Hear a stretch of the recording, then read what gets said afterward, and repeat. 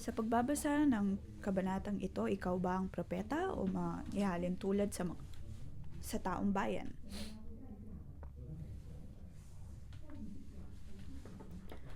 Kung ikaw ba ay binigyan ng pahayag, sasabihin mo ba ito sa mga tao? O kaya kung ikaw naman ang isa sa mga taong bayan, paano ka tutugon sa sinasabi ng propeta? Maaring isipin po natin na bilang propeta ay napakalaki ng kabayaran ng pagiging isang propeta.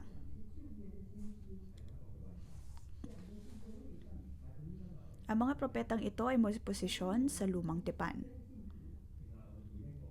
Ngunit ngayon bilang mga Kristiyano sa bagong tipan, tayo ay tinawag din ng Panginoon bilang kanyang mga propeta o kaya ay tagapahayag.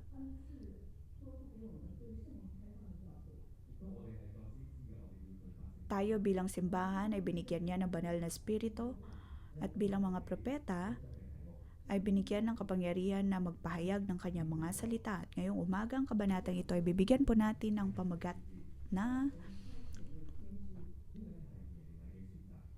maging propeta na tinawag ng Diyos. Ito ang pagkakatawag ni Jeremiah. Sa chapter 26 hanggang 29, may mga propesiya na naibigay at kung saan naitala din ang buhay ni Jeremiah. Kung paano bilang propeta ay kanyang hinarap ang realidad at kung paano siya nakipag-ugnayan sa mga tao. Marami po tayong matututunan dito. Dahil ang kondisyon na mayroon si Jeremiah ay ang parehong sitwasyon na mayroon din po tayo sa ngayon. Sa political man po yan na aspeto, sa ekonomiya, sa ating komunidad ay nakikita po natin ang maraming mga pagbabagong nangyayari. Ngunit ang bawat tao ay may iba't ibang mga posisyon at pananaw sa mga bagay na ito tulad noong panahon ni Jeremiah. Sinusunod mo ba ang Diyos o sinusunod mo ang kapaligiran? Pinakikinggan mo ba ang tinig ng Diyos o ang tinig ng mundo? Atin pong tignan kung paano tumugon si Jeremiah. Sa verse 1, nang pasimula ng paghahari sa Juda ni Jehoiakim na anak ni Josiah, tumanggap si Jeremiah ng pahayag mula kay Yahweh.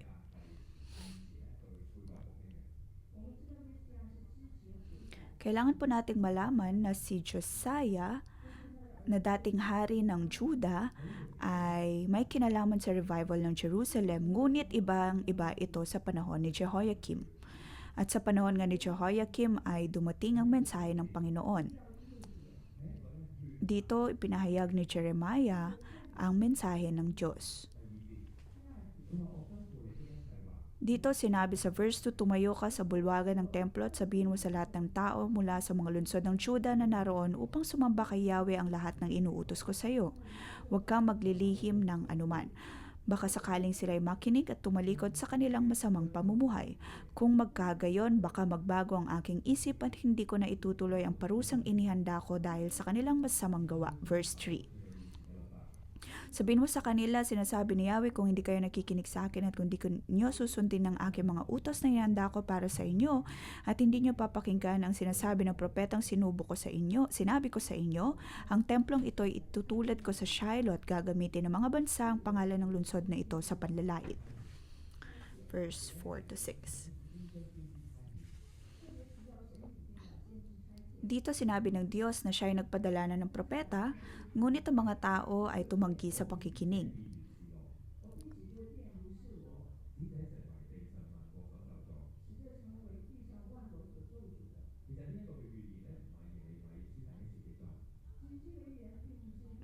Ang propesiyang ito ay hindi ang unang beses na natanggap ni Jeremiah o kaya ay kanyang ibinigay din sa mga tao.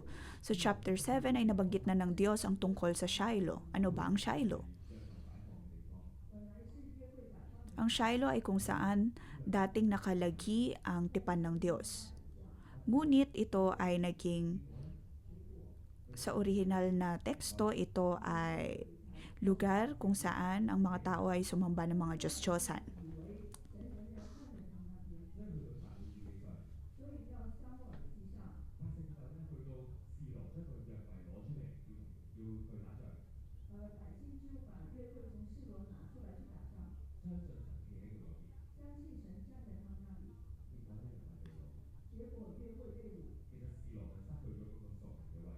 Pag-aakala ng mga tao noon ay naroon ang tipan ng Diyos,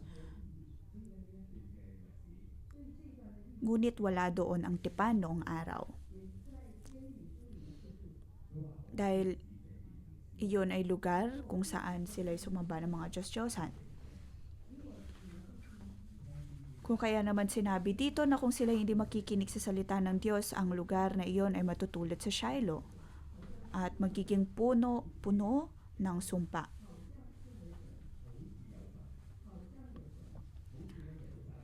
Magmumukha lamang na sinasamba nila ang Diyos doon, ngunit kung tutuusin ay wala ang Diyos doon. Wala ang presensya ng Diyos doon. Kung kaya, sa pagpili ng tao na hindi makinig, ang presensya ng Diyos ay mawawala sa kanila. Kung kaya naman sinasabi ni Jeremiah na kailangan nilang makinig kay propetang Jeremiah, kailangan nilang makinig sa propeta na inihanda at pinadala ng Diyos. Sa verse 1 to 9, ito ay propesiya na muling natanggap ni Jeremiah, ngunit hindi muling nakinig ang mga tao. Paulit-ulit na hindi nakinig ang tao.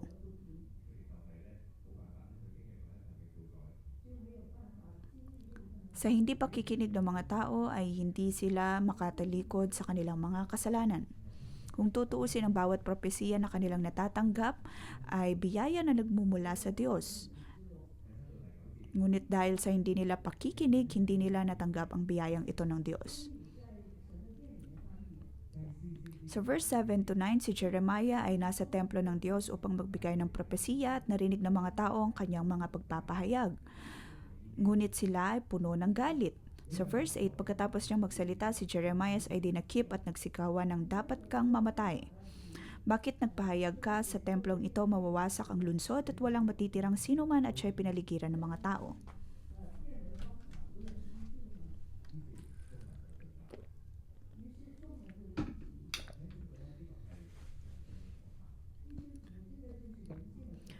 Mga kapatid, ito ang nakakatakot pagdating sa puso ng tao.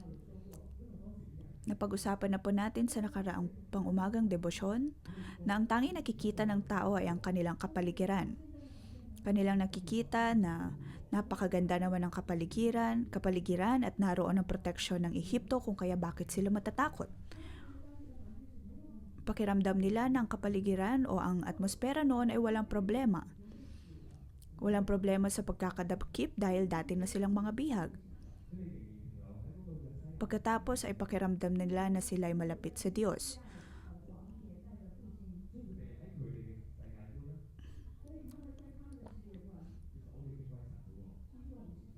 Sila ay nasa kanilang pananaw na tunay silang sumasamba sa Diyos.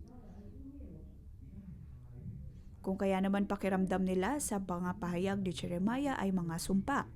Kami ay namumuhay sa kapayapaan, kung kaya bakit ka nagsasalita tungkol sa aming pagkabihag o kaya pagkasira ng Jerusalem?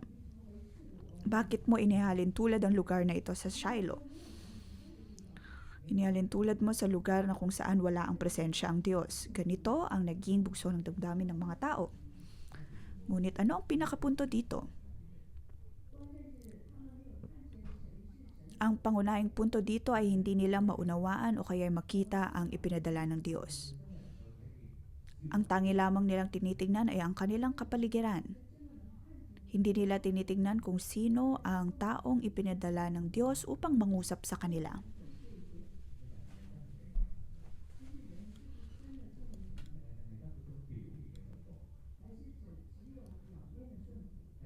Dito may hinuha natin na hindi tunay ang kanilang pagsunod. Ito ay isang bagay na dapat po nating siyasatin sa ating mga puso, lalo na sa panahon ngayon na tayo tinawag bilang mga propeta.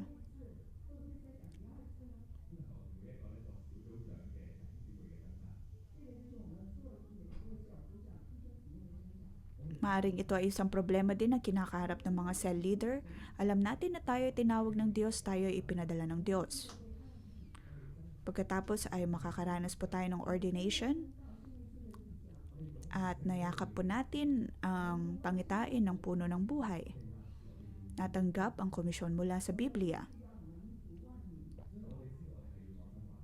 Gumawa ng desisyon na magkaroon ng mga disipulo. Alam po natin na ito ang katotohanan na dapat nating isabuhay. Ngunit kung tayo ay nasa sitwasyon ni Jeremiah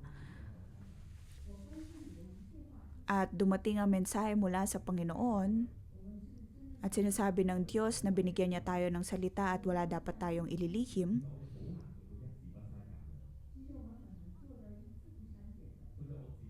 at pakiramdam natin na ito'y napakahirap,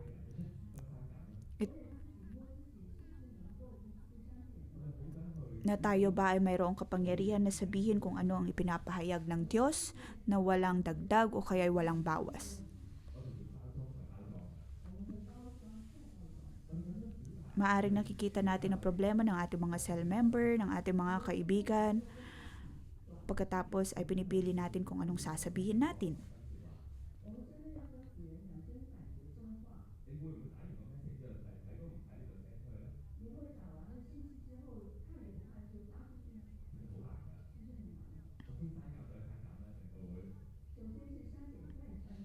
Tulad ng kung ito'y ipapadala mo sa WhatsApp, tuwing ikaw ay may sasabihin, paulit-ulit mong babaguhin ang iyong mensahe pagkatapos ay gagamit ng emoji upang maging mas magaan ang mensahe.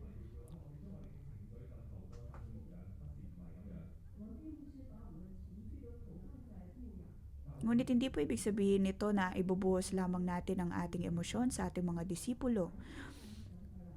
Ang punto ay ang siyasatin po natin ang ating mga puso at iayon sa Diyos ang bawat nating emosyon, ang bawat nating sasabihin. Kailangan po natin siyasatin ang ating buhay. At tignan na kung sa atin po bang pagdidisipulo ay mayroon po tayong takot. O kaya sa marketplace naman ay ang nais ng Diyos ay ang panghawakan natin ng katotohanan. Ngunit sa ating pagtatrabaho, mayroon po ba tayong takot, lalong-lalo na sa paninindigan sa kung anong tama?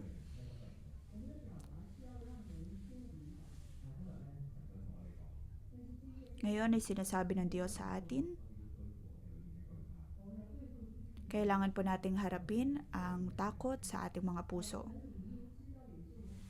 Alam po natin na may mga taong ayaw makinig.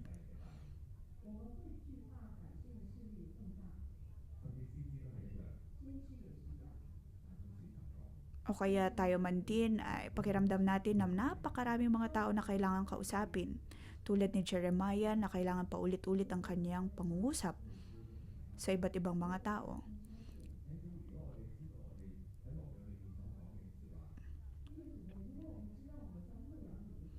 Ngunit kailangan po nating malaman, mga kapatid, na sa ating pagdidisipulo, sa ating pangangalaga sa tao, kailangan po nating malaman na ito ay mula sa Panginoon. Tayo ay dapat na magkaroon ng katapangan. Ngunit hindi po ibig sabihin nito na may karapatan tayong manakit. Kung ano man ang sinasabi ng Diyos na sabihin natin mula sa Espiritu, kailangan po nating gawin ito ng may pag-ibig at may katapangan. Dito sa kabanatang binabasa po natin, nabasa natin ang pagbabanta ng mga tao, ngunit si Jeremiah ay patuloy na nagpahayag ng may katapangan.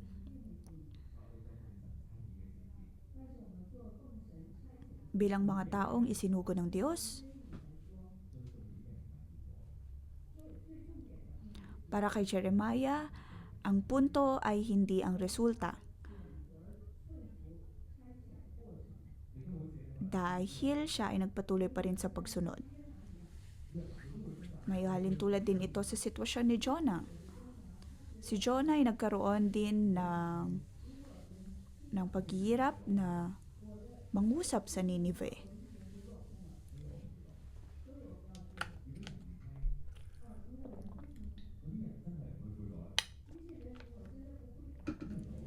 Kung hindi sila makikinig, hindi sila manunumbalik sa Diyos.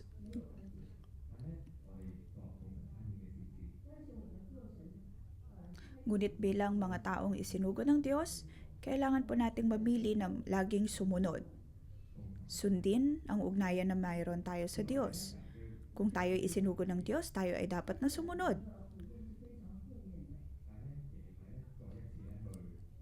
Hindi na mahalaga kung tatanggapin ba ito ng mga taong makikinig o hindi. Ang punto ay kung susundin natin ang pagsugo ng Diyos. Sa verse 10 to 19, nakikita natin ang pagtugon ni Jeremiah. Kilalanin ang otoridad na ipinadala ng Diyos.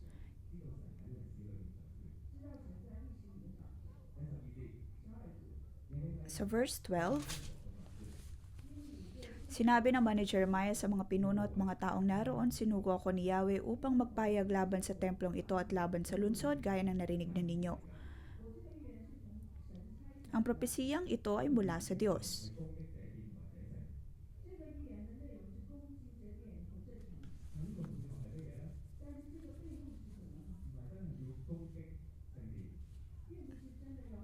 Ang mensaheng ito ay hindi para labanan ang templo ng Diyos o kaya labanan ang lungsod. Ngunit sabi sa verse 13, kaya nga magbago kayo ng inyong pamumuhay at mga gawain at sundin ninyo ang utos ni Yahweh na inyong Diyos.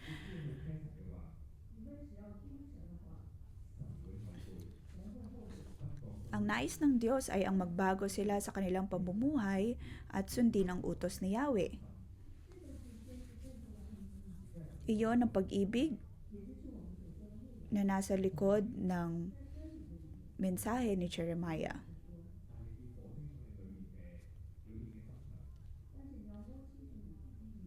Ganito po ang ating pagkakatawag bilang mga propeta ng Diyos. Tayo ay magsasalita ng may katapangan, ngunit ito ay mula sa puso, mula sa pag-ibig at kabaitan. Tayo ay magpapahayag dahil ayaw nating maparusahan sila ng Diyos.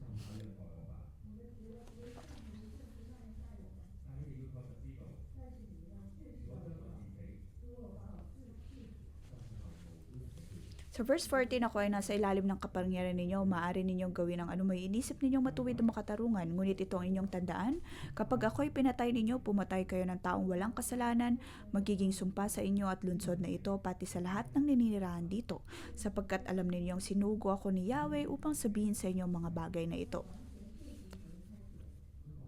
Dito, makikita natin ang pagkilala ni Jeremiah na siya ay isinugo ng Diyos. Alam niya ang kanyang otoridad, alam niya na dapat hindi siya matakot. Alam niya na ang kapangyarihan ay mula sa Diyos, na sa kanilang pagpapahayag ng kanyang mensahe, alam na niya na maaaring siya ay pagbantaan ng buhay at mamatay, ngunit handa pa rin siyang sabihin ang katotohanan. Handa pa rin siyang ipahayag ang kapangyarihan na nagmumula sa Diyos. So verse 16 to 19, dito makikita natin ang pagbabago sa pagtugon ng mga tao. Nang makapagsalita si Jeremiah, sinabi ng mga pinuno at lahat ng tao sa mga pari at mga propeta, hindi dapat hatulan ng kamatayan ng taong ito sapagkat ipinahayag niya sa atin ang ipinapasabi ni Yahweh. Kung tutuusin para sa mga pari at mga propeta, ang nais nila ay ipapatay si Jeremiah. Ngunit sa verse 16, nakita natin ang pagbabago sa kanilang pahayag. Dito, kanilang kinilala na siya ay nangungusap sa ngalan ni Yahweh. Verse 17, tumayong ilang matatanda sa lupain at sinabi sa mga tao na roon,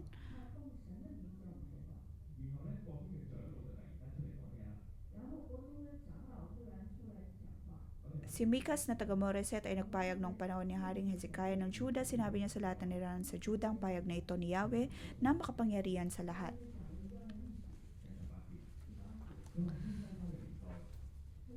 So verse 18.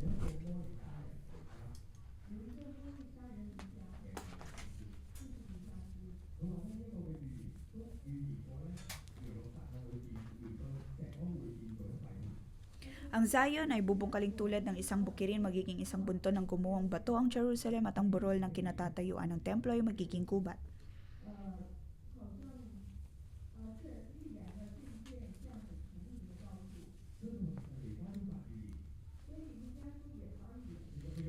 Nabanggit po dito na maging si Micah ay marunong magbigay ng propesiya. At ang kanyang mga sinabi ay pareho sa sinabi ni Jeremiah. Ngunit si Micah ay hindi pinatay ni Haring Zedekiah.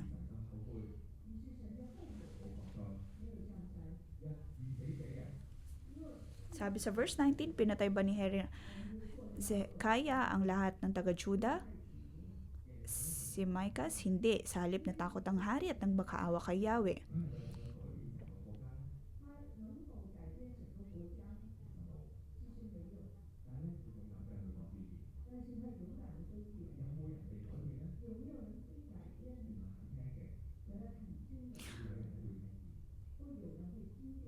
Makikita natin dito na dahil sa katakpangan ni Jeremiah na ipahayag ang salita ng Diyos, maaring hindi ang buong lungsod ay nakinig sa kanya, ngunit mayroon pa ring mga tao na naniwala sa kanyang mga sinasabi. May mga pagkakataon na tayo man din bilang tao ay may mga pagkakataon na tayo nakikinig, may mga pagkakataon din na hindi.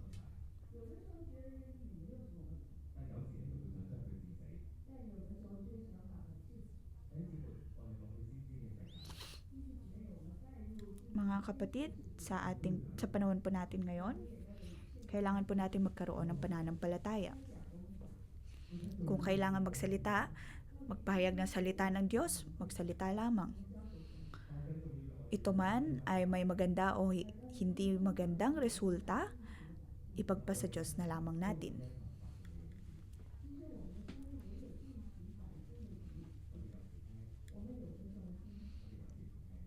Minsan ay hindi tayo nagkikinig, minsan may mga pagkakataon din na tayo nagkikinig. Paparating na po ang araw ng atonement.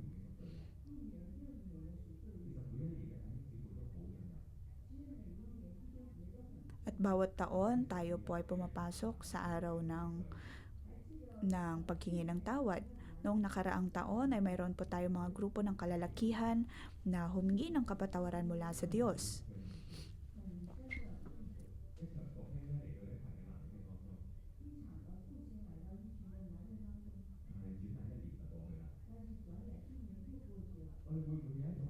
Ngunit pagkatapos ng isang taon,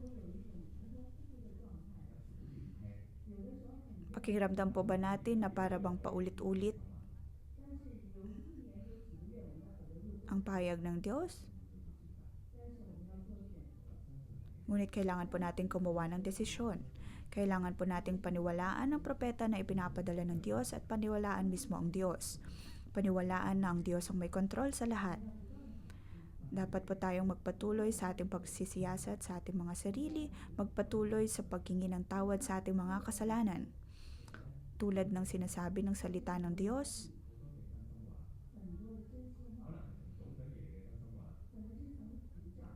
tanggapin ang bawat salita ng katotohanan, maaaring mula sa ating mga cell leader, mula sa asawa,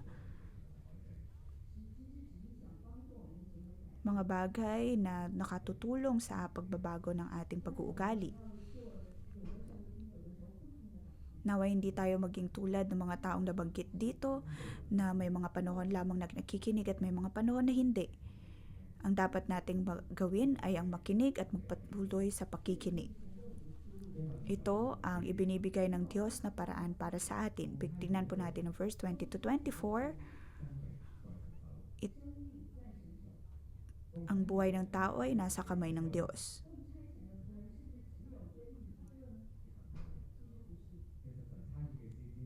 Ang buhay ng kanyang mga lingkod ay nasa kanyang mga kamay. Dito nagbanggit ang Diyos ng mga pangalan. Nabanggit si Uriah na anak ni Semaiah na tagalunsod ng Jearim. Nagpahayag siya sa laban sa lunsod na ito at sa lupaing ito, kagaya rin ng sinabi ni Jeremiah. Ngunit nang marinig ni Haring Jehoiakim ang kanyang mga kawal mga pinulo, binalak ng haring ipapatay siya. Ngunit nang malaman ni Urias ang gagawin sa kanya, tumakas siya patungang Ehipto dahil sa malaking takot. Kaya sinugo ni Haring Jehoiakim sa Ehipto si Elnatan na anak ni Akbor at ilan pang kasama nito. Kinuha nila sa Ehipto si Urias, dinala sa harapan ni Haring Jehoiakim at pinatay sa pamamagitan ng tabak, saka inihagis ang kanyang bangkay sa libingan ng mga karaniwang tao. Subalit si Jeremiah ay binantayan ni Ahikam, anak ni Safan, kaya hindi siya napatay ng mga tao.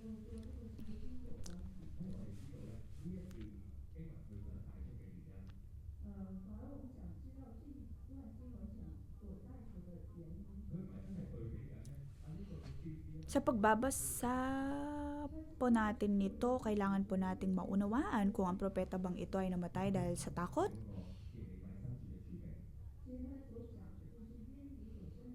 o nais lamang nitong sabihin kung anong uri ng kondisyon na mayroon si Jeremiah. Na dahil sa kabigatan ng kanyang ipapahayag ay maaari siyang mamatay. Kung maihalin tulad sa naging sitwasyon ni Uriah, si Jeremiah ba ay magpapatuloy pa rin sa paghahayag ng salita ng Diyos?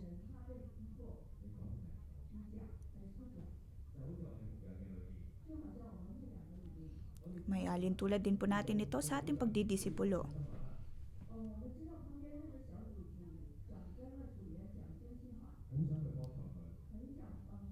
May mga cell leader na nais mangusap ng may katotohanan sa kanilang mga dinidisipulo pagdating sa kanilang pamumuhay, sa pag-aasawa.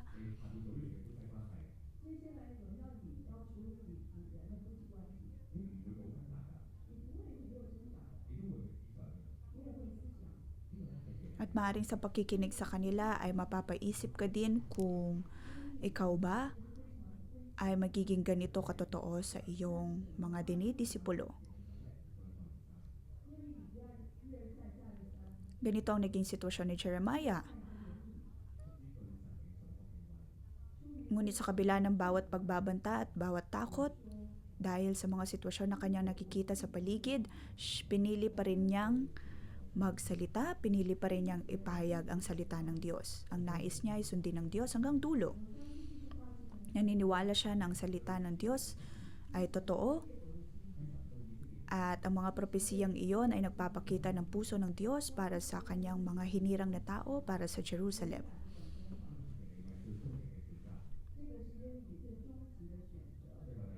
Iyon ang desisyon na ginawa ni Jeremiah. Ngayon tignan po natin sa verse 24, subalit si Jeremiah ay binantayan ni Ahikam, anak ni Safan, kaya hindi siya napatay ng mga tao.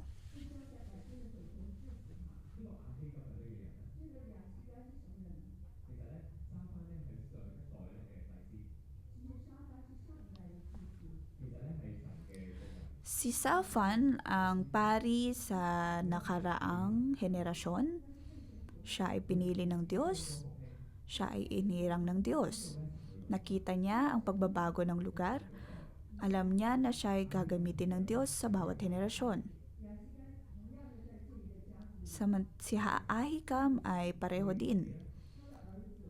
Siya ay may banal na takot sa Diyos. At ang kanyang anak ay ginamit din ng Diyos.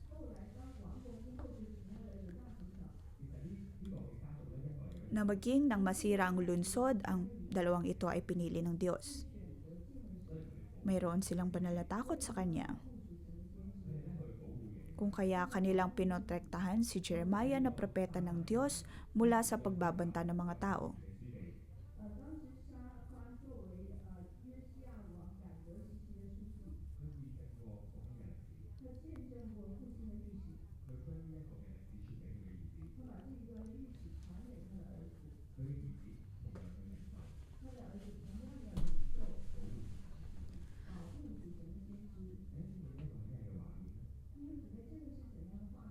Si Safan ay naglingkod sa panahon ni Jehoiakim, pagkatapos ay si Ahikam naman ang sumunod na naging lingkod at naipasa din ang responsibilidad ng pagprotekta sa propeta. Dito makikita po natin na sa atin pong mga buhay, kailangan po nating alamin o kaya'y kilalanin na tayo'y proprotektahan ng Diyos.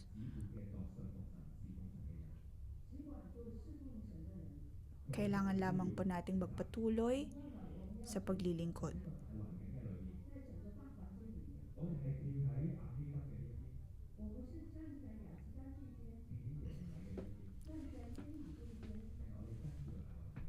Tayo po ba ay nasa panig ni Ahikam o ni Jeremiah o susundin ang mas malaking grupo ng mga tao?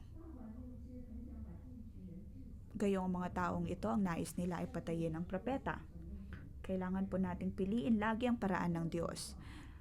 Tanggapin ang salita ng Diyos at maging puno ng buhay. Tanggapin ang pagpapahayag na mula sa Diyos. Kailangan po nating paniwalaan na pinili ng Diyos ang iglesia.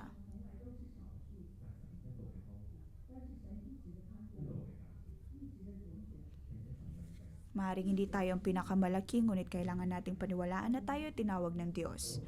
Tayo ay kanyang hinirang ng mga pari. Tayo ay kanyang hinirang ng mga puno ng buhay. Maaari po nating isabuhay ang uri ng buhay na ibinibigay ng Diyos sa atin. Atin pong mababago ang ating komunidad at magkaroon ng impluensya sa ating pamilya, sa ating mga pinagtatrabahuan. Kaya po nating pagpalain maging ang ating gobyerno. Kayang ipanalangin ang ating pamahalaan.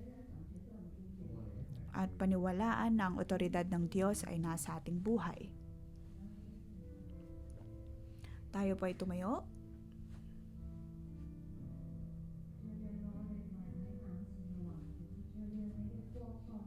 Panginoon,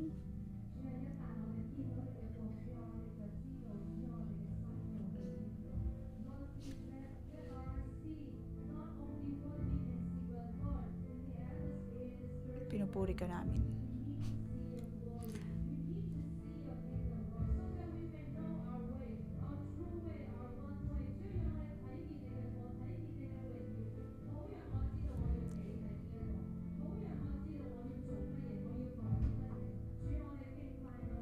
Panginoon, tulungan mo kaming makita ang iyong kaharian.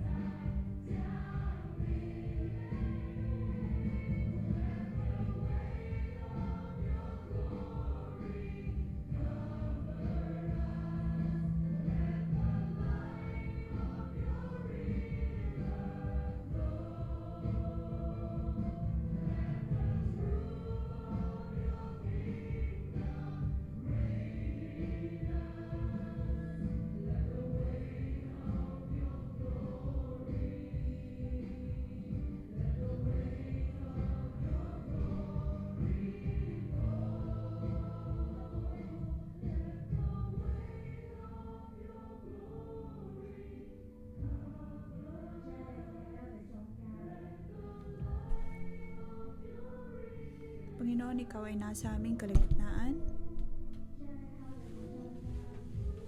Panginoon, Ikaw ay nasa aming kalagitnaan.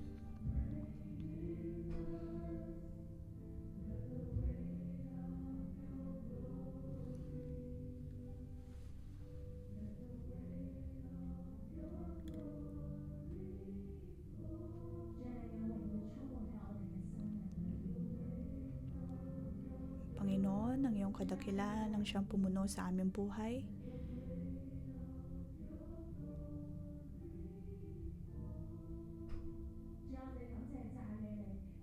Panginoon, pinupuri ka namin.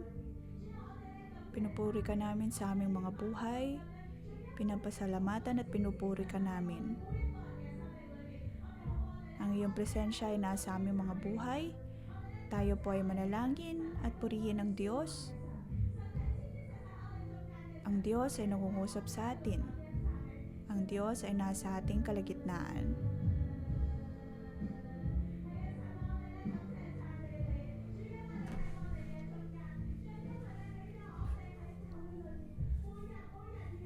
Panginoon, hinayaan mo kami na manatili sa iyong templo at makita ka, makausap ka. Panginoon, mangusap ka sa aming mga buhay. Panginoon, sa aming pagpasok sa buhay ni Jeremiah, nakita namin sa pamamagitan ng iyong mga salita na ikaw ay nangungusap sa amin. Ang bawat isa sa amin ay makatatanggap ng salita mula sa iyo. Mga kapatid, tayo ay magpasalamat sa Diyos sa kanyang mga salita. Maraming salamat sa iyong pangungusap sa amin.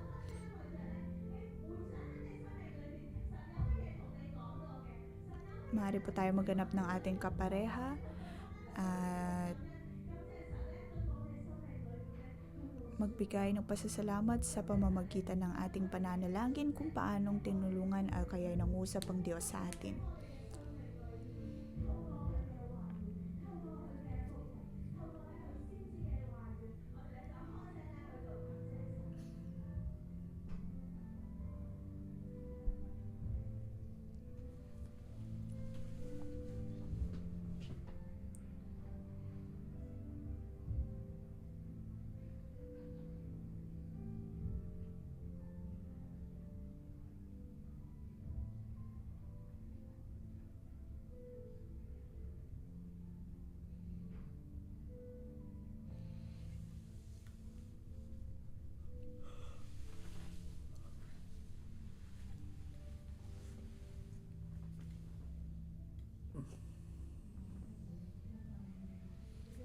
Panginoon, pinupuri ka namin at pinapasalamatan.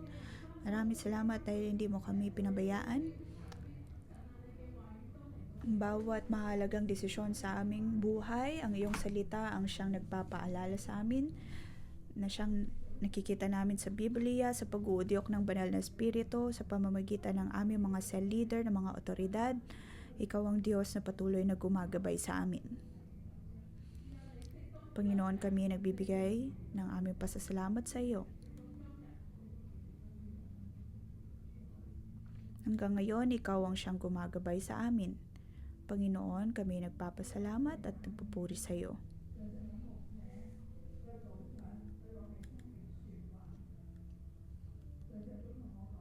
Panginoon, salamat dahil may mga pastor at mga cell leader na nangungusap sa aking buhay.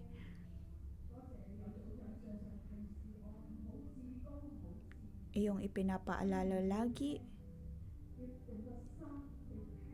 na iyong itataas ang mga mapagpakumbaba at ibababa ang mga taong mapagmataas. Ngunit Panginoon, maraming salamat dahil binigyan mo ko ng mga otoridad na makatutulong sa akin.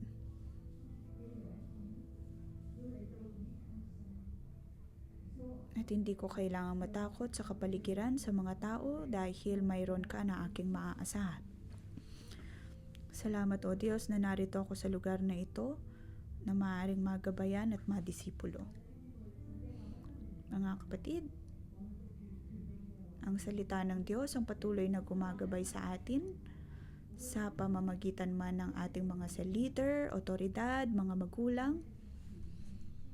Maring ikaw ngayon bilang otoridad, bilang isang cell leader, pakiramdam mo na napakahirap na paalalahanan ang kapatiran. Natatakot kang magsalita o kaya mangusap sa kanilang buhay dahil sa takot na masira ang ugnayan na mayroon ka sa kanila, o kaya bilang mga magulang, naroon ang takot na baka hindi kanila maunawaan at maging mitya o kaya maging dahilan ng hindi pagkakaunawaan. Kung kayo po ang taong ito, ramdam mo ang takot, iniimbitahan ko kayo na ilagay ang inyong kamay sa inyong puso, ipanalangin bilang otoridad,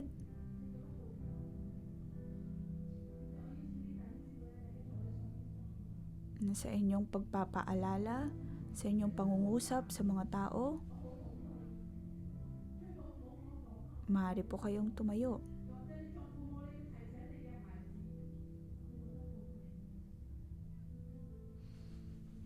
Maaring bilang anak ay napakahirap sa inyo na mangusap sa inyong bilang mga magulang ay napakahirap sa inyo mangusap sa inyong mga anak. Natatakot na masira ang inyong ugnayan sa kanila. Mga kapatid na naglalagay ng kanilang kamay sa kanilang mga puso, sa ating pagdulog sa Diyos, naway magliwanag ang Diyos sa ating mga puso. Ang paghihirap na ito ay dahil ba sa takot na mayroon tayo? Dahil ba sa takot na hindi sila makinig?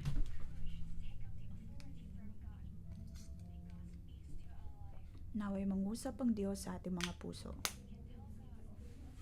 Maaari niyong sabihin sa Diyos kung ano ang iyong pinagdadaanan. Maaring hindi kayo makatindig bilang otoridad. Kayo'y may kahinaan. Sabihin po natin sa Diyos ang takot na mayroon tayo. Bawat pangamba na mayroon tayo.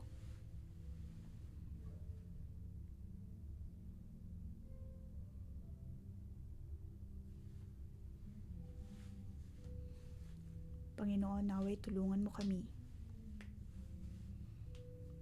Kami ay dumudulog sa iyo at inaamin na wala kaming pananampalataya.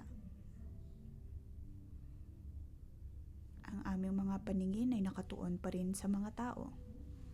Kami ay natatakot na kami ay matanggihan. Natatakot na sa aming pagsasabi ng totoo, kami ay hindi matanggap. Kami ay hindi maunawaan. Panginoon, naway tulungan mo kami na iwan ang pananaw na ito sa mundo. Panginoon, tulungan mo kami na makita ang aming kahinaan. May mga pagkakataon na mas pinapahalagan namin ang tao kaysa sa Diyos. Panginoon, naway tulungan mo kami at patawarin mo kami. Ang aming mga puso madalas ay hindi nakaayon sa iyo. Wala kaming sapat na pag-ibig, sapat na kabutihan.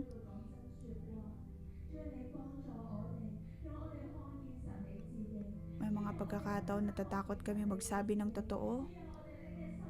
Naway tulungan mo kami na makita ka lamang. Dapat na mayroon kami ay banal na takot sa iyo. At hindi ang takot sa mundo, takot sa ibang tao. Buksan mo ang aming mga mata, ang aming espiritual na puso, upang aming makita ang iyong kalooban.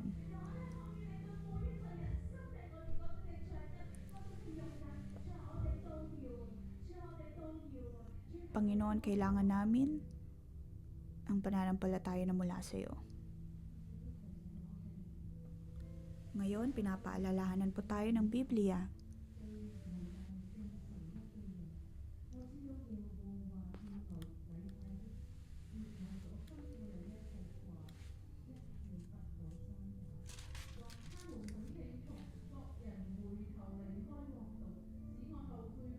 Tumayo ka sa bulwagan ng templo at sabihin mo sa lahat ng tao mula sa mga lungsod ng Juda na naroon upang sumamba kay Yahweh ang lahat ng inuutos ko sa iyo, huwag kang maglihim ng anuman.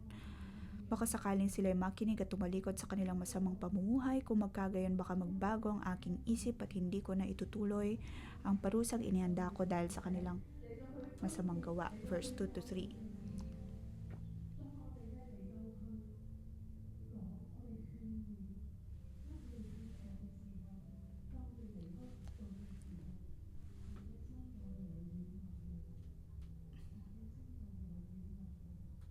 Sa ating pagsasalita ng katotohanan, maaaring may mga kapatid po tayong matutulungan sa kanilang pagsisisi sa kasalanan at ang Diyos ay matutuwa at handang magpatawad.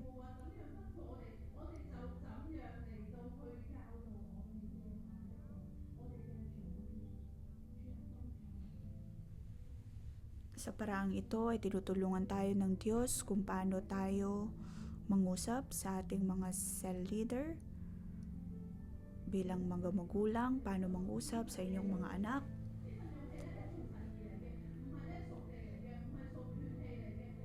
Tanggapin na ang katapangan na mula sa kalangitan ang siyang magpapalakas sa atin. Tayo ay magdidisipulo ayon sa Espiritu.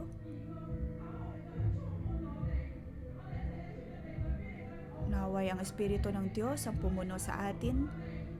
Ang Espiritu ng Diyos ang pumuno sa atin.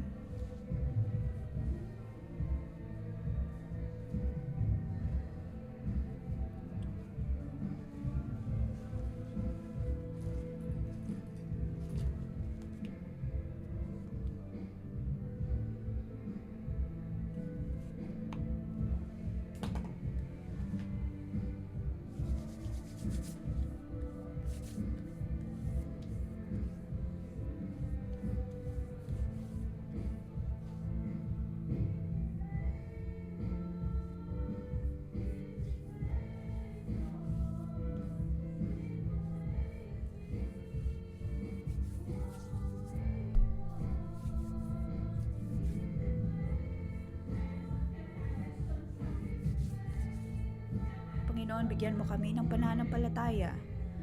Pananampalataya na siyang higit na pumuno sa amin.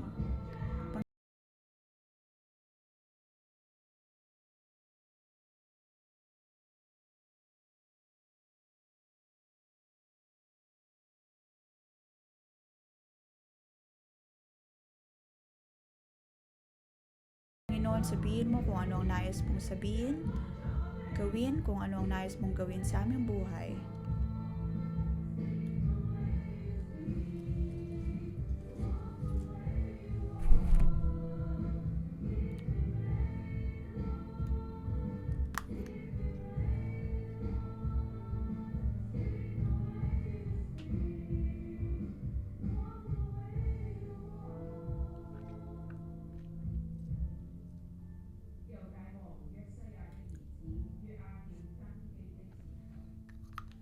Nang pasimula ng paghahari sa Juda ni Jehoiakim na anak ni Josiah, tumanggap si Jeremiah ng pahayag mula kay Yahweh. Tumayo ka sa bulwagan ng templo at sabihin mo sa lahat ng tao mula sa mga lungsod ng Juda na naroon upang sumamba kay Yahweh ang lahat ng iniutos ko sa iyo. Huwag kang maglilihim ng anuman.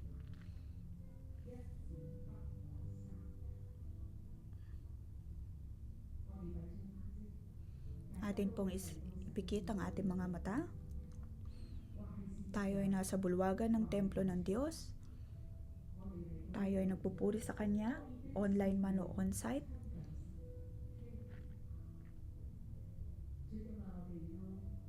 Ang ating dahilan sa pagdalo sa templo ng Diyos ay upang purihin siya at pakinggan ang Kanyang mga salita.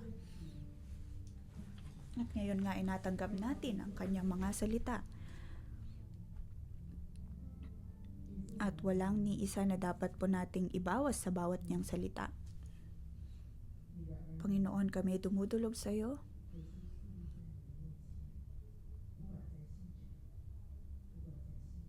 Kami ay dumudulog sa iyo, online man at on-site. Panginoon, aming itinutuon ang aming mga tainga sa iyo. Sa aking pananalangin para sa bawat isa, naririnig kong sinasabi ng Diyos na tanggalin ang Diyos-Diyosan sa ating mga puso. Sa ating kapaligiran, marami pa rin ang sumasamba sa mga Diyos-Diyosan.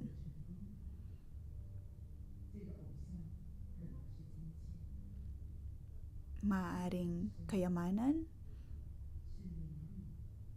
pagpupuri mula sa iba, pagkilala mula sa iba, mga ari-arian.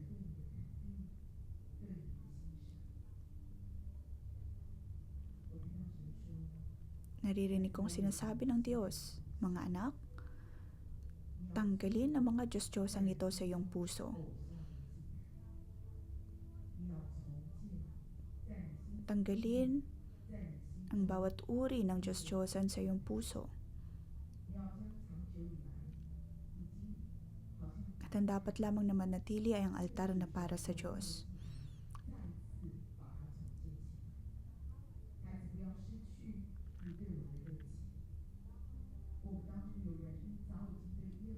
Huwag mawawalan ng pag-iibig para sa Diyos. Alam ko na marami sa inyo ay naging mahina na, naging tamad, na sa maraming bagay ay wala kang pakiramdam at walang interes, ngunit sinasabi ng Diyos na dumulog sa Kanya. Muling itayo ang altar na para sa Diyos. Muling mahalin ng Diyos ng may buong pag-ibig. Manumbalik sa uri ng pag-ibig na nag-uumapaw at nag-aapoy para sa Diyos.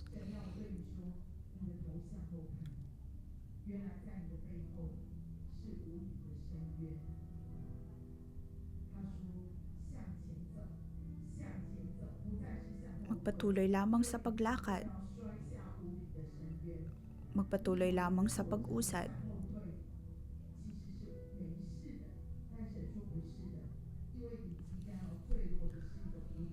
Pakiramdam mo na kung ikaw ay aatras ay ayos lang din, ngunit sinasabi ng Diyos na hindi. Ang dapat ay umusad ka lamang, lumakad at patuloy sa iyong paglakad at magkaroon ng higit na pag-ibig para sa Diyos. Lumakad tungo sa pangitain na ibinibigay ng Diyos.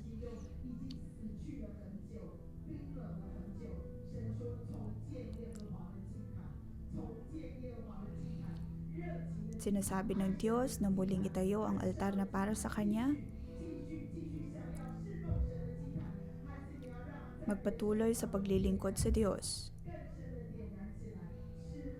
Muling pabalikin ang naglalagablab na pag-ibig para sa Diyos.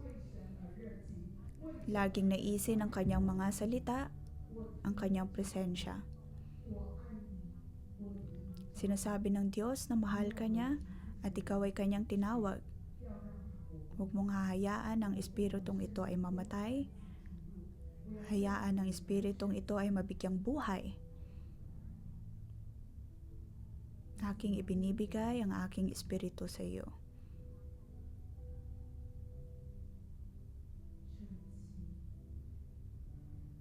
Ang Diyos ibinibigay niya sa iyo ang Kanyang espiritu. Tanggapin ang Kanyang banal na espiritu. Iwan ang bawat kapaitan. Iwan ang galit. Iwan ang pagluluksa.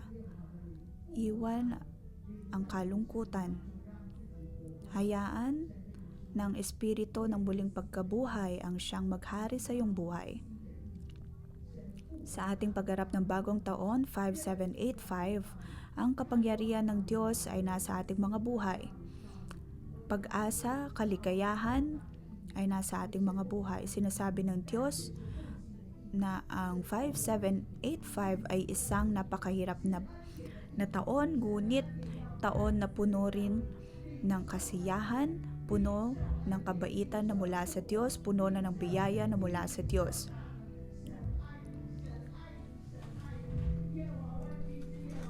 Mahal ka ng Diyos? Sinasabi ng Diyos na ikaw ay kanyang tinawag. Ikaw man ay andito, online o on-site, sinasabi ng Diyos ay, na ikaw ay tinawag niya ayon sa iyong pangalan.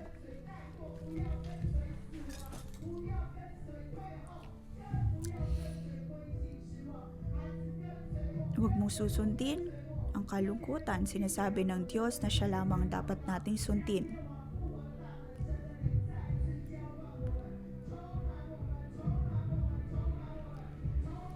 Naway ang kapangyarihan ng Diyos ang siyang pumuno sa atin.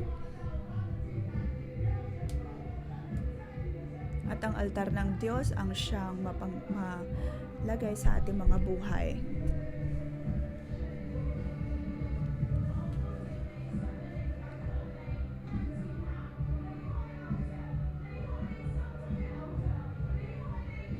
Naway ang Espiritu ng Diyos ang siyang mag-udyok sa atin na iwan ang bawat nating mga Diyos-Diyosan, iwan ang ating mga sitwasyon, iwan ang kapaligiran na nagiging dahilan ng ating pagdalikod o kaya ay pag-atras.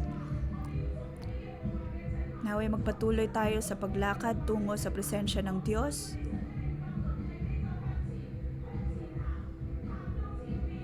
Naway ang Espiritu ng Diyos ang siyang mag-udyok sa atin na magpatuloy.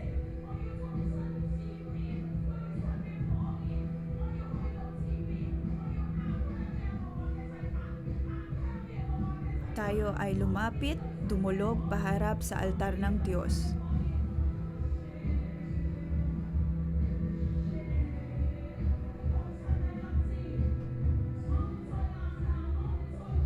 Sabihin po natin muli sa Diyos, hindi na ako muli pang aatras.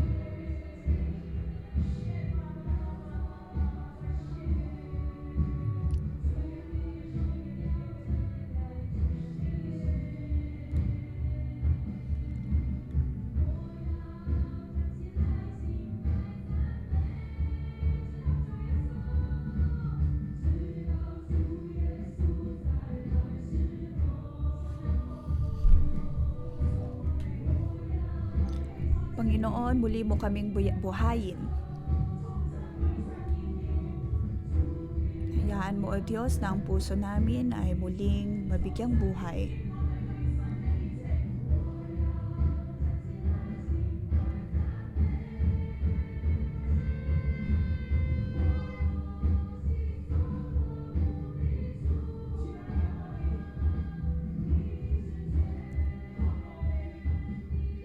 Panginoon, tulungan mo kami.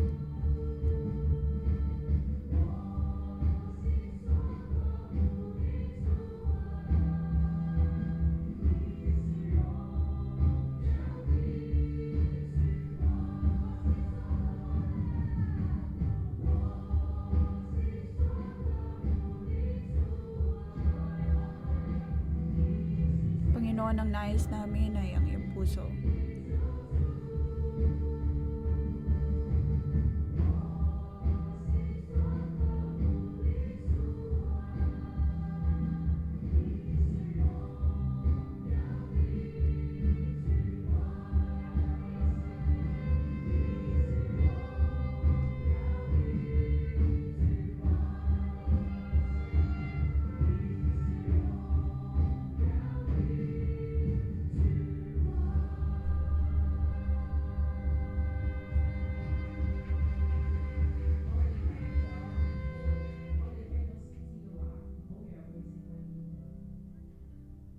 Narinig po natin ang salita mula sa propesiya.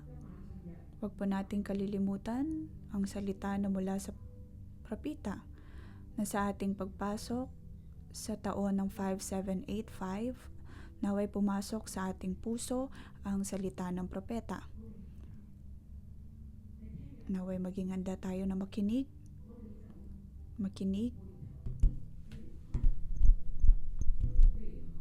Tayo ay manumbalik sa Diyos at iwan ang ating mga Diyos-Diyosan.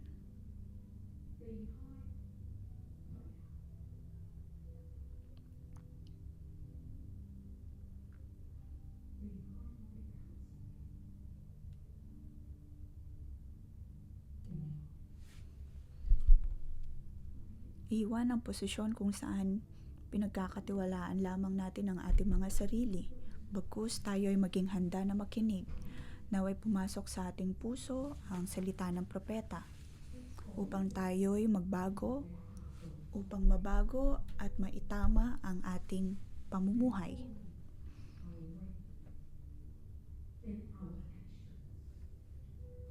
Magbago sa ating pamumuhay, magbago sa ating paggawa.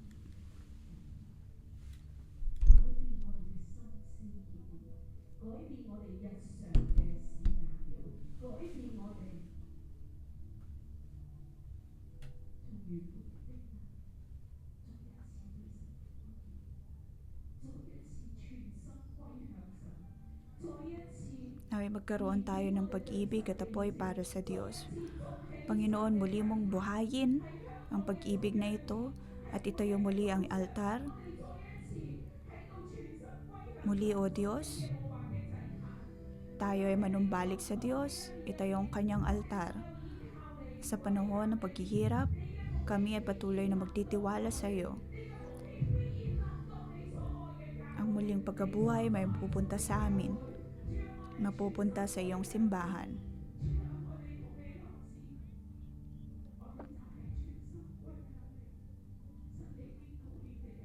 Panginoon, kami ay nanunumbalik sa iyo ng may buong puso. Panginoon, kami ay nakikinig sa salita ng iyong mga propeta. Salamat, O Diyos, dahil sa simbahang ito ay mayroon kami mga propeta. Mga propeta na iyong pinadala, iyong isinugo.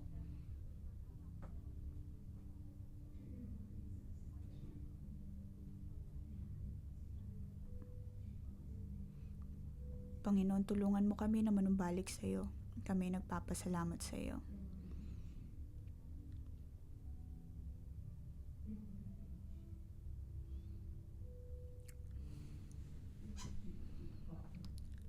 Atin pong alalahanin na tumalikod sa kasamaan,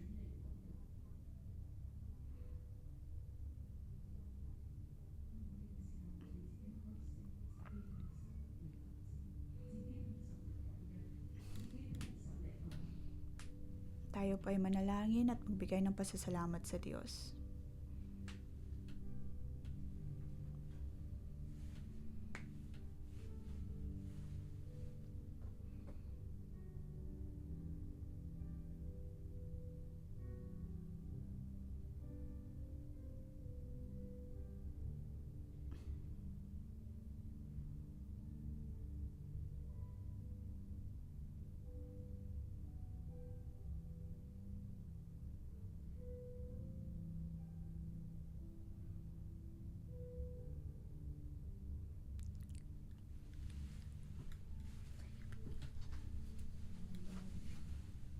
Panginoon, kami nagpapasalamat sa iyo. Hinayaan mo, O Diyos, ang iyong mga propeta na mangusap sa amin. At mailagay ang mga salitang ito sa aming mga tenga, sa aming mga puso. Maraming salamat, O Diyos, sa pagbubukas mo ng aming puso upang aming matanggap ang bawat mong salita. At iyong sinasabi, O Diyos, na dapat nga kaming tumalikod sa aming mga kasalanan, tumalikod sa aming mga Diyos-Diyosan, at tanggalin ang altar na ito para sa mga Diyos-Diyosan at buong puso, Panginoon, na magkaroon ng altar para sa iyo, O Diyos. Sa ngalan mo, Jesus, ay aking pinagpapala ang bawat isa na magkaroon ng higit na pag-ibig para sa iyo, upang hindi kami tumalikod, hindi kami umatras sa aming paglilingkod sa iyo. Panginoon, maraming salamat dahil kami narito upang purihin ka sa ngalan ng Panginoong Jesus. Amin pong idinedeklara na sa susunod na taon ay narito pa rin ang iyong mga salita na nagpapaalala sa amin ng iyong proteksyon ay kasama namin. Pagpalain mong bawat isa, O Diyos. Ang presensya mo ang siyang manatili sa aming mga buhay. Ang iyong salita ang siyang magiging ilaw namin na sa ating paglakad ay mayroong kaliwanagan. Kami ay nasa iyong proteksyon at tayo ay patuloy na maglalakad sa kalooban ng Diyos, maglalakad sa pangitain ng Diyos ng pagtatanim ng puno ng buhay, maglalakad sa kanyang pagpapala, sa kanyang kapayapaan sa ngalan ni Jesus. Amen.